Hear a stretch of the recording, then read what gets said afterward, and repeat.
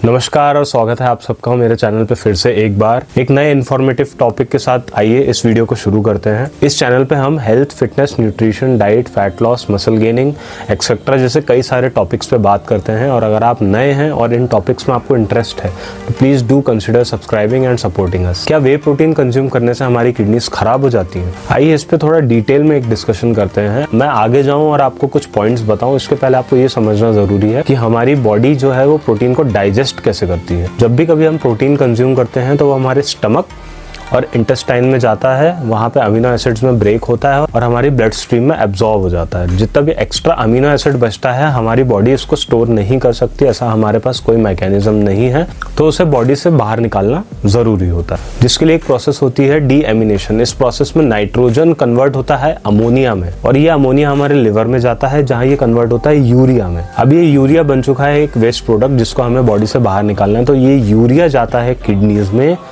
वहाँ ये कन्वर्ट होता है यूरिन में और उस यूरिन को आपकी बॉडी बाहर निकाल देती है। तो आई होप ये प्रोसेस आपको समझ आई होगी। अगर नहीं समझ आई है तो वापस से देख लो, क्योंकि ये नहीं समझोगे तो आगे के पॉइंट्स नहीं समझ पाओगे। अब हम कुछ अलग अलग केसेस लेके समझते हैं। नंबर 1, अगर आपकी किडनीज ऑलरेडी डैमेज्ड है, कोई क्रॉनिक इलनेस है, प्रॉब्लम है, डिसीज है, तो उस कंडीशन में ना ही सिर्फ वे प्रोटीन, आपको जो दूसरे सोर्स ऑफ प्रोटीन होते हैं जैसे कि लेंटिल्स होते हैं, राजमा होते हैं, चने होते हैं, छोले होते हैं, इन सब प्रोटीन के सोर्सेस को भी रिस्ट्रिक्ट किया जाता है आपकी डाइट के अंदर से। बिकॉज वंस अगेन प्रोटीन कहीं से भी आए, अगर वो यूरिया में कन्वर्ट हो रहा है एक्सेस में जाके और वो यूरिन में कन्वर्ट हो रहा है तो ये किडनी पे लोड देगा ही लेगा, और यूरिया में कन्वर्ट होने के लिए लिवर पे भी लोड देता है। तो अगर आपके लिवर और किडनी हेल्दी नहीं है, ऑलरेडी अनहेल्दी हैं, डिसीज में हो आप किसी तरह के, तो आपके जो डॉक्टर्स हैं वो आपको किसी भी तरह का प्रोटीन लेने से मना ही करेंगे।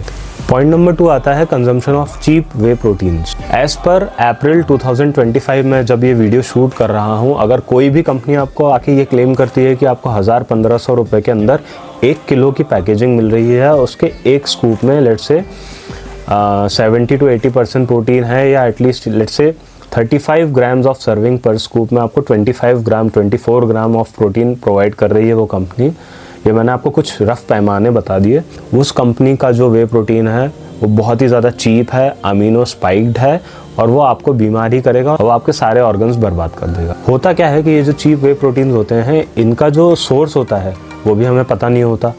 उसके बाद इनमें मिलावट होती है, कहीं इनमें चीप क्वालिटी के थिकनर्स मिलाए जाते हैं, पाम ऑयल्स मिलाए जाते हैं, और इनमें अमीनो स्पाइकिंग होती है। अब अमीनो स्पाइकिंग क्या होता है? अमीनो स्पाइकिंग मतलब वो जो पाउडर है, वो जो कचरा है, भूसा, वो आपको एक्चुअल में प्रोटीन तो दे नहीं पाएगा, क्योंकि वो कहीं ना कहीं किसी चीप सोर्स से लाया गया। अब उसमें अमीनो एसिड्स की ऊपर से स्पाइकिंग कर देंगे, मतलब आप सिंपल वे में समझ लो एक तरह का अमीनो एसिड का स्टेरॉइड। सिंपल वे में आपको बता रहा हूँ, वो आपकी बॉडी में जाएगा तो वो अमीनो एसिड तो जाएंगे आपकी बॉडी के अंदर। ये पूरा जो मैकेनिज्म इंट्रोडक्शन में समझाया वहाँ भी रोल प्ले करेंगे, बट आप खुद समझो इतनी टेक्निकलिटी इन्वॉल्व होती है। यूरिया में ब्रेक होना, यूरिन में कन्वर्ट होना, लिवर पे लोड होता है, किडनी पे लोड होता है, और उस पर से अगर आप इतना cheap quality of whey protein consume करोगे, amino spiked whey protein consume करोगे, तो आपकी किडनीज और लिवर डैमेज होना 110% तय है। अब इसमें 2 चीज़ें होती हैं। पहली बात, अगर आपके पास बजट नहीं है वे प्रोटीन कंज्यूम करने का, तो यार नेचुरल सोर्सेज से खाओ ना। चिकन से खाओ, एग से खाओ, पनीर खाओ, सोया चंक्स खाओ, पीनट्स खाओ, चने खाओ, मूंग दाल खाओ। ये सारी चीज़ों को कंबाइन करो तो आपका दिन भर का एक नॉमिनल प्रोटीन रिक्वायरमेंट निकल आएगा। अगर आपके पास महीने के 2200 रुपये वे प्रोटीन में लगाने को नहीं है, इसका सीधा मतलब है कि या तो अभी आप एम्प्लॉयड नहीं हो, या तो आपकी अर्निंग्स उस लेवल की है नहीं। जब आप एम्प्लॉयड नहीं हो, आपकी अर्निंग्स उस लेवल की नहीं है, तो आपको पर बॉडी वेट 2 ग्राम 1.5 ग्राम प्रोटीन लेना क्यों? अगर आपका वेट 70 किलो है, 50 ग्राम प्रोटीन लो, क्या प्रॉब्लम है? ग्रोथ तो होगी, धीरे धीरे होगी, कोई प्रॉब्लम नहीं है, लेकिन नेचुरल वे में होगी, अच्छे से होगी। कुछ ज्ञानी लोग मुझे आके बोलेंगे अरे लेकिन चने में तो कार्ब्स होते हैं, पीनट में तो फैट होता है। हाँ होता है, मैंने माना। अगर 100 ग्राम पीनट में लेट से 18 ग्राम प्रोटीन भी हमें मिला तो उसमें कहीं ना कहीं 45 ग्राम के आसपास फैट भी मिलता है, और सेम चने में कार्ब्स का रेशो हाई होता है। लेकिन भाई तुम्हें अभी गेन करना है ना, और पीनट और चने आपको अनहेल्दी गेन्स नहीं देंगे। आपका डेली का जो कैलोरी इंटेक आपको बढ़ाना है, सरप्लस में रखना है, उसमें ये इनफैक्ट आपकी हेल्प ही करेंगे। और अगर आप उस कैटेगरी में हो जहाँ की आप ओवर ओबीस हो, ओवर वेट हो, अब आप बोलोगे कि मैं नॉन वेज नहीं खाता, है ना, लीन प्रोटीन के लिए मैं चने भी नहीं खा सकता, पीनट भी नहीं खा सकता, तो मेरे भाई सिंपल भाषा में बता रहा हूँ, अगर तुम एक्स्ट्रा वेट हो ना, ओबीस हो, तो अभी मसल रिटेंशन की चिंता छोड़ दो। सबसे पहले अपने फैट को घटाओ, थोड़ा मसल उसके साथ जाएगा भी, कोई प्रॉब्लम नहीं है। कैलोरी डेफिसिट पे ध्यान दो, अपने वर्कआउट को इम्प्रूव करो, अपने वर्कआउट के सेशंस को क्वालिटी बनाओ, जिसमें कि आप स्ट्रेंथ ट्रेनिंग भी करते हो, कार्डियो एक्सरसाइजेस भी करते हो, इसको क्वालिटी सेशन बनाओ। और जब पैसा कमाने लग जाओगे तो वे प्रोटीन अच्छी क्वालिटी का खरीद लेना। आइए आप थर्ड पॉइंट समझने की कोशिश करते हैं। लेट्स से कि आप एक अच्छी क्वालिटी का प्रीमियम वे प्रोटीन अफोर्ड कर सकते हो, लेकिन वहां भी आप एक गलती कर रहे हो प्रोबेबली कि आप सिर्फ वे प्रोटीन की दम पे ही अपना प्रोटीन इंटेक पूरा करने की कोशिश कर रहे हो। आपने सोचा मैं दिन के 2 scoop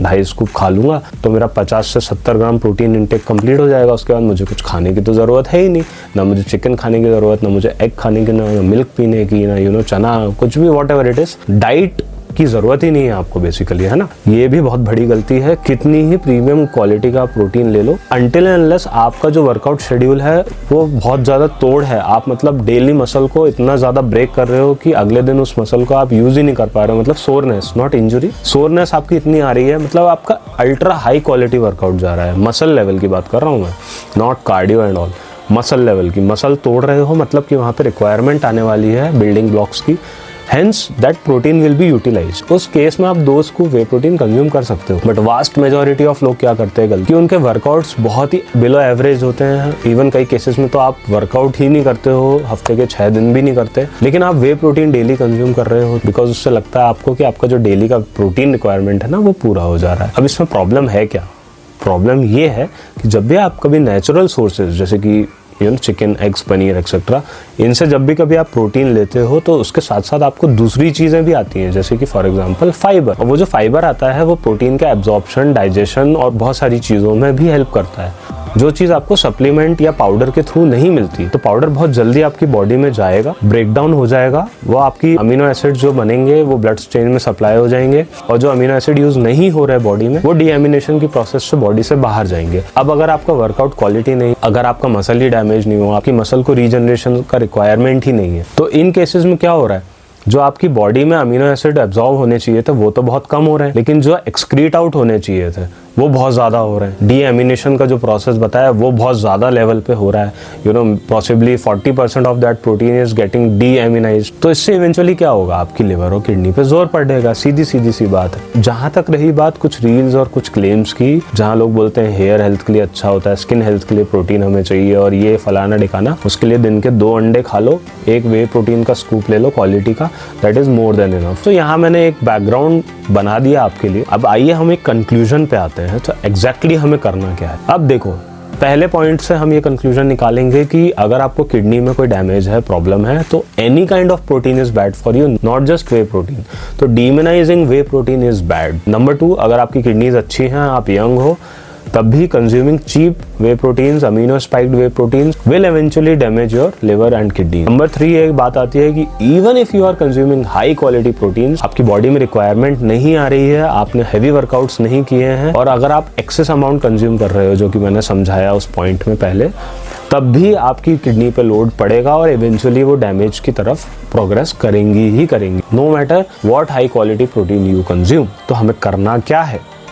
number 1, keep your kidneys and other organs in check. Point number 2, always buy a good quality whey protein. मैं कुछ ब्रांड्स का नाम नहीं लेना चाहता बिकॉज ये वैसे भी कोई स्पॉन्सर्ड वीडियो नहीं है, और अगर आपको मेरे ओपिनियंस चाहिए तो आप मुझे इंस्टाग्राम पे डीएम कर सकते हो, वहाँ मैं आपके साथ एक लेवल ऑफ ब्रांड्स आपके साथ रिकमेंड कर सकता हूँ कि अगर आपका बजट हाई है तो क्या, अगर मॉडरेट है तो क्या, लो है तो नेचुरल फूड से खाओ, चीप पड़ता है। एग्जाम्पल देता हूँ, अगर मैं 200 ग्राम चिकन खाता हूँ तो मुझे उसमें approximately 40 to 50 gram of protein मिल जाता है। उसी 40 to 50 ग्राम ऑफ प्रोटीन को वे स्कूप से खाने के लिए मुझको लगेंगे कम से कम 120 से 150 रुपये। ठीक है, मैं एक रफ एग्जांपल बता रहा हूँ। सो इसलिए थोड़ा सा वाइजली सोचा करो, कंपनी मार्केटिंग गिमिक्स में मत फंसा करो। पॉइंट नंबर 3 इज कि अगर बजट है भी, एक प्रीमियम क्वालिटी वे प्रोटीन आप लेते भी हो, उसके बाद भी मेजॉरिटी प्रोटीन जो आपको लेना है वो आपको अपनी डाइट से ही पूरा करना है। Supplement is called a supplement for a reason, it's not a food.